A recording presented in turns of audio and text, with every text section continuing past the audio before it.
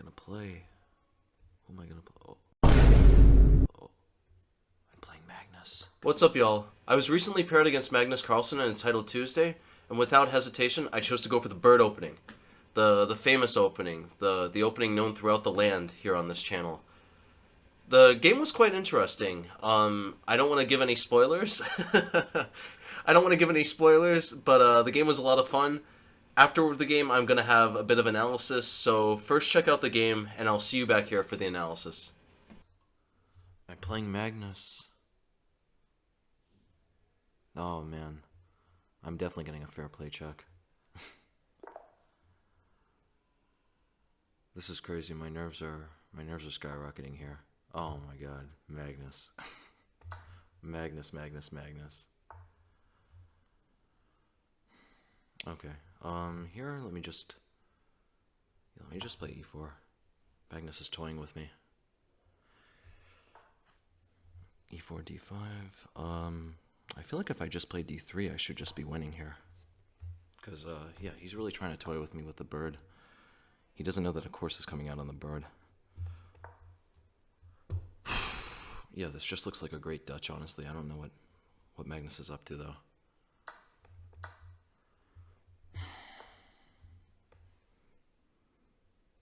Can I just play knight f3 here? Knight f3, knight takes d5. Knight f3, knight takes d5, knight takes e5. And, queen e7, queen e2, I think. I don't see any problem with this.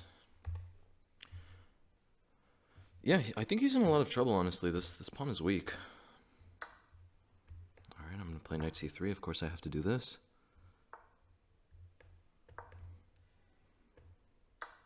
And this looks fantastic for me. This would be the best news to ever hit Chessable if I'm able to smoke Magnus and the bird. This bishop is a little weak, though. I'm going to play queen e2. If he plays bishop g4, I can definitely take the two bishops here. Okay, h3. I don't think I can have any problems here. Magnus. This is exciting. Knight d5. Okay. Dude, this guy is so good, honestly. Bishop d2. What am I gonna do here? I feel I have to open the diagonals for the bishops. Like the way that Magnus works his magic is by Alright, let me start with, should I start with rook g1? Yeah, let me start with rook g1. Let's go here first. His knights have a lot of good squares. Alright, I'm playing h4, I have to sacrifice.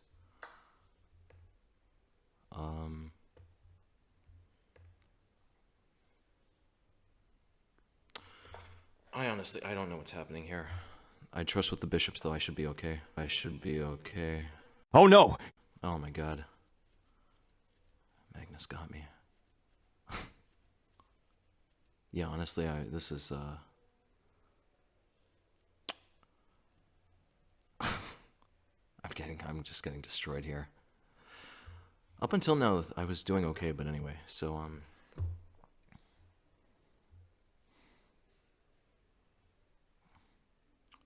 is there anything to even hope for here? Okay, I have to, this is horrendous. Alright. Let me play, getting completely smoked here. King d2.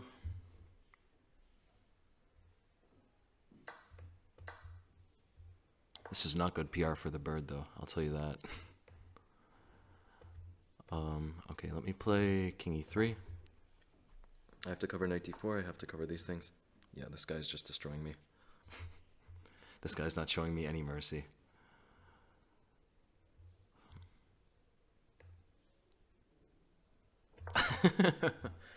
This is such a bad position.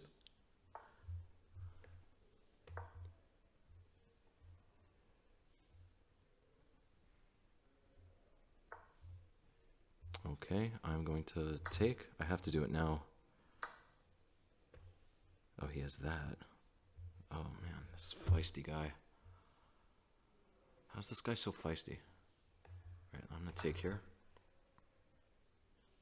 Oh, it's the end of the game. Yeah, he has check.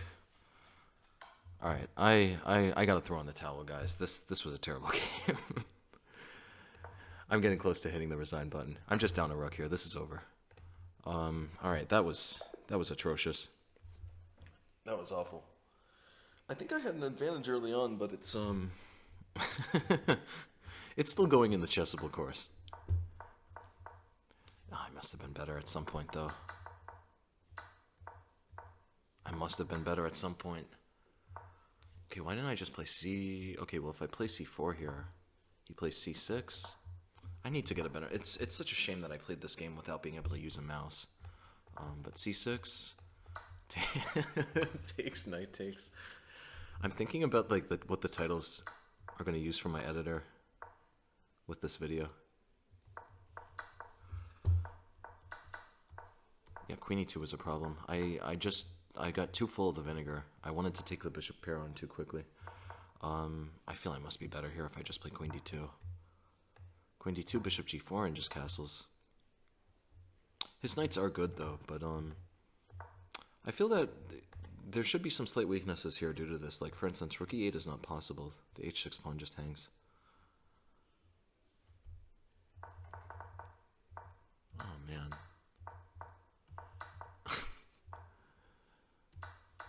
Yeah, Magnus smoked me. But okay, that's good. We're getting our rating up, guys. My rating is finally at the point where I'm going to be playing Magnus. Oh my god, Magnus destroyed me. But okay, this is knight d5. Yeah, already at this point it's probably worse. Just the thing is, his knights have way too many squares. Yeah, going back here. Perhaps queen e2 was just the big mistake. Yeah, I think queen d2 I should be completely fine. Yeah, g6 also. Perhaps, what was I thinking? Why not just knight f3? Yeah, I just got too full of the vinegar. Knight f3 would have been much better. Knight f3, knight c6. And, you know, just leave this pawn on the board for a while. Takes, queen takes, knight c3, bishop b4, bishop d2, takes, and everything's fine.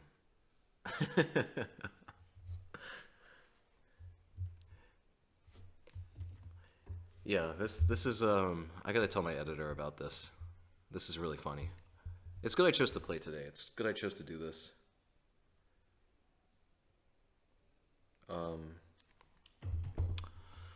Yeah. What a ridiculous game. Alright, yeah, that was really insane though. And I'm wondering though, was this just completely over after this? Takes here. Yeah, this was also, honestly guys, I just was not in the proper headspace. I had shell shock. What's up everybody? So, as you guys saw, I ended up getting thrashed in the bird opening. It definitely wasn't the bird's opening finest day, but like a phoenix, it will rise from the ashes. I believe that it was just my nerves. It was just the fact that I was really out of my element. I hadn't played Magnus in like 10 years, and this is the first time I've played him one-on-one. I'd played him once in a simul before in 2012. So this was a really exciting experience. I think next time I play him, I'll have my nerves more in check, and I think the bird will get a better say than before. So anyway, let's dive into it. So I played f4. Magnus plays g5. This is completely joke opening. This should not be good at all. I think if we turn on the computer, it's going to say like +1. Yep, +1. It should be very good for me. The whole idea is that it doesn't matter so much that my pawn has been diverted from the center. His pawns are completely destroyed over here, and he can never castle kingside effectively. Yeah, thinking about this more and more, I really botched this. It's, like, I'm remembering now, after e5, e4, d5, I should have just spent a little more time on this position. I should have just taken on d5. This would have been fantastic for me. The idea is just if queen takes d5, I can play knight c3 and start harassing that queen around the board. And, yeah, this would just be a great position, but, yeah, the Magnus intimidation got to me. And I played more timidly than I ever would. So, h6, g6. g6 is another mistake, actually. Here again, I just need to hold this pawn in place. I should just play something like knight f3. I'll be able to take back with my bishop. And, I mean, one of the big things here, one of the reasons I really like this pawn here is that it is digging the knight out of this f6 square. So, you know, despite how ugly my pawns look, I'm really hampering his development in that sense. And Yeah, I think this position should just be fantastic for me. It's really, it's everything you could hope for from a bird. So g6 takes, and I took on d5. My opponent took... No, sorry, he didn't take with his queen yet. He played knight f6. I played knight f3, hitting this pawn. He took with the queen. Knight c3, hitting his queen.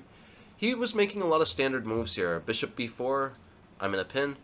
And, you know, I was responding in an orthodox way. I thought that my position should be fine. Bishop d2, bishop takes, bishop takes. He's had to give me the bishop pair. The reason he had to do this is that if his queen has to start moving, it's going to be a bit too much of a time waster. Though looking at it now, actually, queen e6 might be interesting, because I can't immediately play something like d4 here, due to these x-ray tricks. And if I play...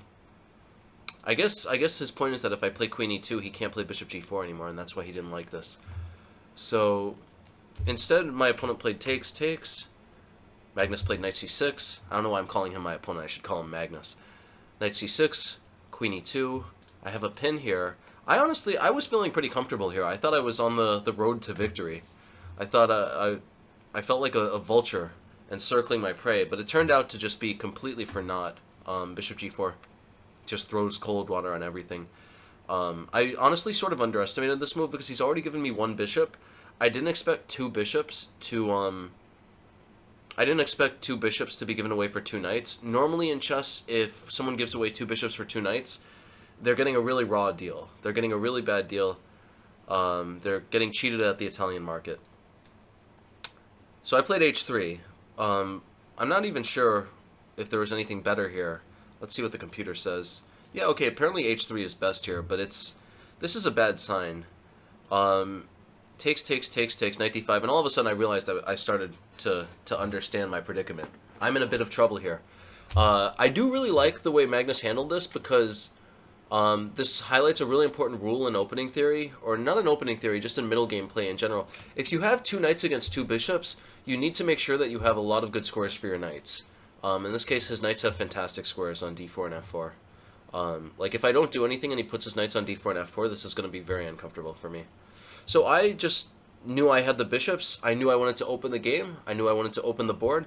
I played rook g1, g5, and h4. And apparently, like right now, you can see from the computer, this was a very good idea for me to keep me in the game, because now the diagonals are opening up. I should just put my bishop on h3 here. Or rook h1. Okay, I just needed to dodge the trick. I ran straight into the trick. I got too full of the vinegar, and, you know, I just went, boom, straight for it, and I just fell straight in a ditch with rook g4. And, yeah, as you could see from the video, as soon as he played this move, I knew it was over. There's just no way. Sometimes they win an exchange and you get some compensation for it, and sometimes you lose an exchange and you're not going to get a single ounce of compensation, and this is one of the examples of the latter. This was a terrible situation for me.